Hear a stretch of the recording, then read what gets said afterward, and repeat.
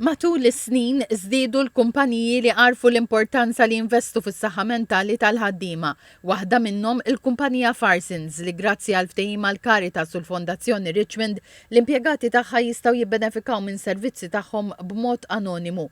Il-Kummissarju tas-Saħħa Mentali Dr. Dennis Vella Baldacchino qal li dawn huma eżempji tal-aqwa prattika ta' saħħa mentali. Employers oħrajn jifmu li meta tinvesti fil-ħaddim tiegħek fl-aħħar mill-aħħar ħajiswilek aktar taġid fil-produzzjoni, fin-nuqqas ta' sick leave.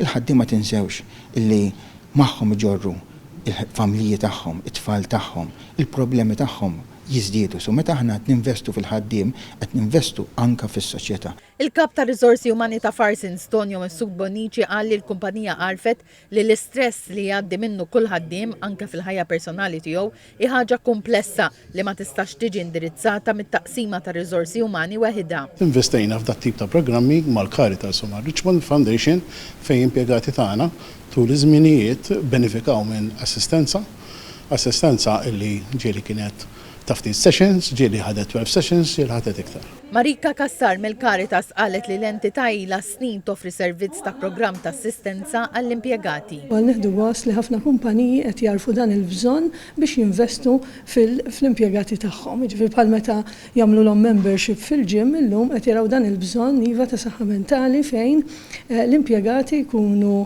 b'dan l-arfin li hemm xi ħadd bħal Caritas li qiegħed joffri dan is-servizz lilhom biex jistgħu jmorru one-to-one mingħajr ma jaf l-employer tagħhom. Il-Fondazzjoni Richmond qalet li tifhem li l-impjegati mhumiex robots u għalhekk iġorru tħassib li jkollhom f'ħajjithom. Dawn it-tip ta' kollaborazzjonijiet huma essenzjali biex in-nies ikunu jistgħu jkampaw da żmien fil-ħajja tal-lum fejn l-istress huwa kbir. Il-Jum Dinji tas-Saħħa Mentali jitfakkar fl-10 ta' Ottubru.